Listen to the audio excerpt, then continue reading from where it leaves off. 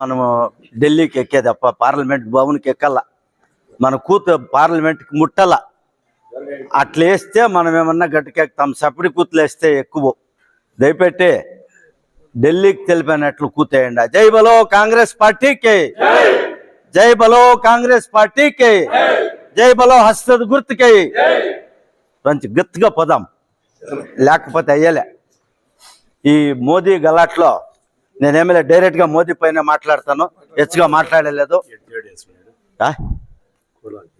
ఉండేలే ఏం జేడీఎస్ ఉంటాయి జేడీఎస్ వాళ్ళప్పుడు కాదు జేడీఎస్ వాళ్ళప్పుడు బీజేపీ అందరికీ తెలిసిండేదే ఇదేమి కొత్త ఏమిలే మోదీ రాకముందు ఇందిరాగాంధీ ఆడళితం చేసినప్పుడు 30 రూపాయలు పెన్షన్ సురు చేశా బీదోళ్ళకి 65 ఏళ్ళ వయసు అయిన వాళ్ళకి 30 రూపాయలు సురు చేశాం ఆయమ్మ మేడమ్మ ఇప్పుడు ఎంత అయింది 1200 అయింది 1200 రూపాయల వరకు అయింది ఇదంతా ఇందిరాగాంధీ స్కీమ్ సైట్లు ఇప్పించా ఇండ్లు లేని వాళ్ళకి సైట్లు ఇండ్లు లేనానికి ఇండ్లు భూమి లేనానికి భూమి ఈ తర స్కీములు బ్యాంకులు రాష్ట్రీకరణ చెప్పించా ఈ టీవీలో వచ్చిండవి ఆయమ్మ ఇంకనే వచ్చింది మేము చూసేటప్పుడు మా మేస్టర్ ఒక ఆయన అమెరికాలో ఇండ్లో కూర్చొని సినిమా చూస్తారు అని అందరూ నేను అనుకుని మన దేశంకి ఎప్పుడు వస్తుంది సార్ అంటే అందరూ నెగిడ్చరు ఇందిరాగాంధీ 3 నెలలకు ప్రధానమంత్రి ఆయన తెప్పించా ఇండ్లలో మనం కూర్చొని టీవీలు చూస్తూ ఉండేది ఎవడన్నా ఒకడు చచ్చిపోతే ముగ్గురు పోవాల ఇద్దరు పోవాలి వర్తమానంకి తోడే నిజమప్ప వర్తమానం ఇచ్చేదానికి 2-3 పోవాల్సిండే ఇప్పుడేమన్నా ఆ స్థితి ఉందా మొబైల్ ఎట్లా ఆడాయము కూడా లోపల పెట్టుకుంటుంది ఎనుముల మేపే ఆయన కూడా పెట్టుకుంటుంది ఆ మొబైల్ నుంచిను అందరూ వచ్చేస్తారు ఎంత రాజీవ్ గాంధీ తెచ్చింది ఇట్లా స్కీములు అంతా మొత్తము కాంగ్రెస్ వాళ్ళు తెచ్చింది ఈ దేశంలో డ్యాములు అణకట్లంతా కట్టింది ఇందిరాగాంధీ కాంగ్రెస్ పార్టీని ఎవరు ఉన్నప్పుడు ఇంకాను ఈ బీజేపీ వచ్చానికి ఏమీ చేసింది లేదు ఆయన ఏం చెప్పేది నాకు కావుగా నాకు కానే దేవుంగా అంటాడు విసిగితే ఆ మాట అంటాడు నేను తినేలే నేను తినిపించలే అని ఆయనకి పెండ్లాం బిడ్డలు ఉన్నారు లేదు అని ఎవరో చెప్తారు పెండ్లాం బిడ్డలు లేదు అని బిడ్డలేమో లేదు పెండ్లాం ఉంది పెండ్లాం నిష్పెట్టే అన్నాడు గుజరాత్లో chief minister Chimanbhai Patel Congress chief minister ఉన్నప్పుడు ఒక ఆడాయమ్మ వచ్చి ఏడ్చుకుంటుంది స్వామి నా మొగుడు నన్ను నిష్పెట్టే అన్నాడు నాకేమన్నా జీవనాంశం కీయండి అంటుంది ఎంత చదివిండమ్మా అంటాడు ఎస్ఎల్ చదివిండాను అంటుంది ఇవి అర్జీ తీసుకొని మేడం పనిస్తాడు ఆయమ్మే పెండ్లాం మోదీ పెండ్లాం ఆయన మేడం అయ్యి రిటైర్డ్ అయింది ఆయన నిష్పెట్టే అన్నాడు సాక్షలప్పక ఆయన పెండ్లాం నిష్పెట్టే ఉండేవాడు దేశంలో ఆడవాళ్ళని సాక్తాడా యోచన చేయాలి ఇవంతా దయపెట్టి మీరు యోచన చేయాలా ఇవంతా ఇట్లా యోచన చేయాలా జ్యోతికే ఆయన మిసిగితే నా కావుగా కానీ దేవుంగా సబ్కా సాత్ సబ్కే హాత్ సబ్కా వికాస్ అందరికీ వికాసం అంటాడు ముస్లింలకు బెత్తి పెట్టింటాడు దిగుతూ ఈ ఒక నేచర్ నేర్చుకొని దేశంలో అంతా సామరస్యంగా అన్ని జాతుల సామరస్యంగా బతుకుతా ఉన్నారు అయితే మోదీ వచ్చింది లోపలే పెట్టే ఉంటాడు అగ్గి ఈ అగ్గి పెట్టిన దానికి ఆడంటే ఆడు కాలుస్తా ఉండే తొలంతా ఏమి గలాట్లు లేకుండా ఉండే ఇవంతా ఏమి లేకుండా ఉండే అట్లా జాగాలంతా తెచ్చిపెట్టా అన్నాడు అది ఒకటే కాదు అకౌంట్ 15 లక్షలు వేస్తాము అని చెప్పిండే కాంగ్రెస్ వాళ్ళు తినేహండారు ఎత్తుపోయి స్విస్ బ్యాంక్ లో పెట్టేహండారు ఒక్కొక్కరు 15 లక్షల అకౌంట్ చెప్పిస్తామని 15 రూపాయలు ఏమైనా వేయండారు చెప్పండి అప్ప మీరు ఎవరన్నా చెప్పండి 15 రూపాయలు ఏమైనా వేసిండా వేసిండారేంపా ఎలా మాట్లాడలేదు లేదు దయ్యంగా చెప్పండి ఏమి చేయలే ఎప్పుడు వచ్చి జీరో అకౌంట్ లోనే ఉంది 2 సంవత్సరానికి 2 కోట్ల ఉద్యోగం ఇప్పిస్తానని చెప్పిండే 2 కోట్లు 2 కోతులులే ఈ వ్యవస్థ అయింది మన దేశంలో 10 రూపాయలు 10 పైసలు పెట్రోల్ ఛార్జు డీజిల్ ఛార్జ్ జాస్తి చేసే కొందుకే స్ట్రైకులు చేస్తా ఉంటారు ఇండియా దేశం అంతా బీజేపీ వాళ్ళు ఈ పొద్దు 54 రూపాయలు ఉండేది పొద్దు 100 రూపాయలకి పోయింది పెట్రోల్ ఇది గ్యాస్ 1000 రూపాయలకి పోయింది ఎక్కిపోయింది 400 రూపాయలు ఉండింది అదే వాళ్ళు ఎలక్షన్ కోసం 100 రూపాయలు తగ్గించుండారు ఇవంతా అంతా కంప్లీట్ ఇట్లా చేసి దేశంలో కాంగ్రెస్ ఉన్నప్పుడు 55 లక్షల కోట్లు అప్పు చేసి ఉండదు ఇప్పుడు 205 కోట్ల రూపాయలు అప్పు చేసిండారు 205 లక్షల కోట్లు అప్పులు చేసిండారు వాళ్ళే విదేశంలో అప్పులు చేసిండారు ఇవంతా చేసి సబ్కా సాత్ సబ్కా వికాస్ అంటాడు మిసిగితే ఆమెటికే ఇంకొకటే ఏమే అదేమో కామ్ దేత అని చెప్తాడు కదా, కానే దివంగా అదే ఇంకొకటి కామ్ కి బాత్ అంటాడు, మన్ కి బాత్ అంటాడు. మాకు మన్ కి బాత్ వచ్చాము, కామ్ కి బాత్. జనాలు దుడిసి ఏమన్నా ఒక అనుకూలం చేసుకునేదానికి దావి మాయప్ప.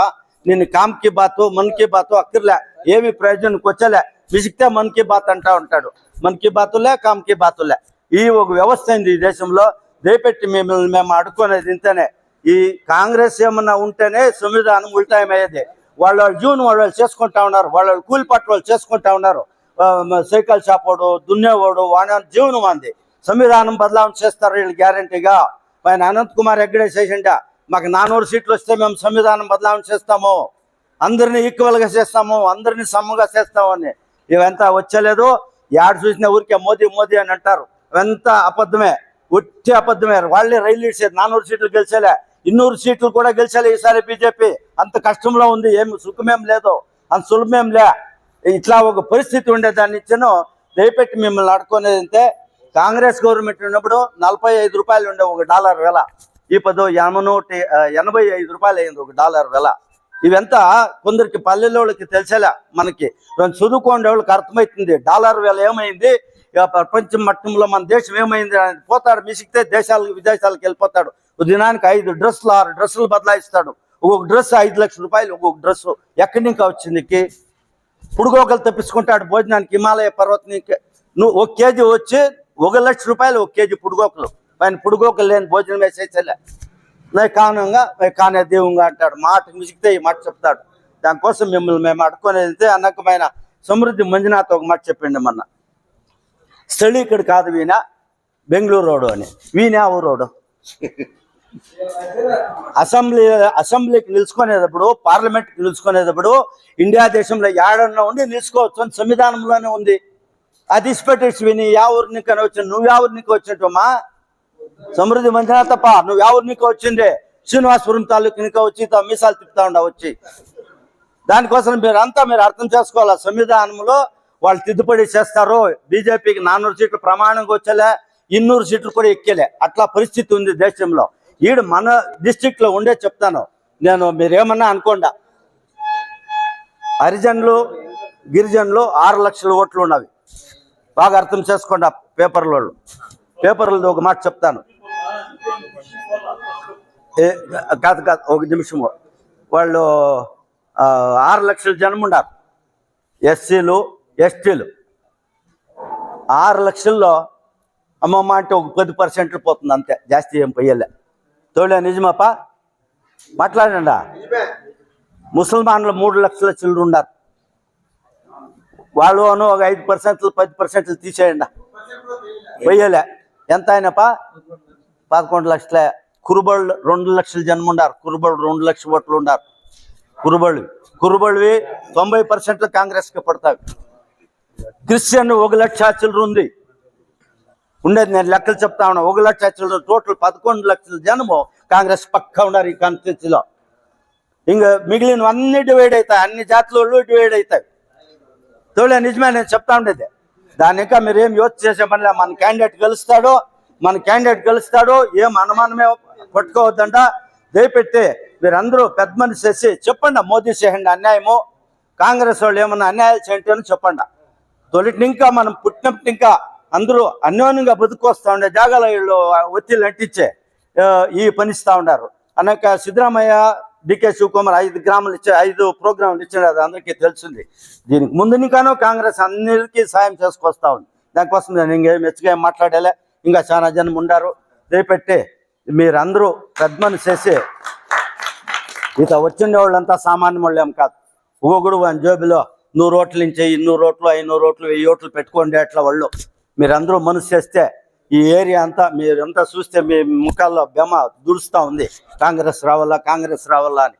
ఆ దూకుతా కాంగ్రెస్ ఓటు వేపించాలా మనం ఇండ్లకి పోయి ఆడవాళ్ళకి. అమ్మ మీ చేతిలోనే ఉండే తల్లి. ఎలా అంటే ఈ పొద్దు అన్ని అనుకూలాలు మీకు కాంగ్రెస్ ఆడవాళ్ళకి శక్తి జాస్తి ఇచ్చిండేది. కారణం ఏమంటే ఆదిపరాశక్తి అమ్మ స్థానంలో ఉండేవాళ్ళు మీరు పెద్ద మనిషి అన్నారంటే మోదీ ఎక్కడ పూడుస్తాడో యోచన చేసే పనేలే. దయపెట్టి కాంగ్రెస్ గుర్తుకి అందరూ దయపెట్టి సి గుర్తుకి ఓటేసి నమస్కారం చేసి గెలిపించాలని ప్రార్థన.